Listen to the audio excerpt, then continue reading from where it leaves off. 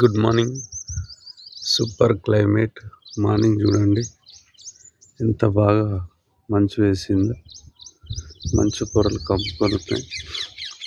పక్షుల కిలకిల రావాలి. అప్పుడే బాలభానుడు చిన్నగా సూర్యోదయం మొదలెట్టాడు.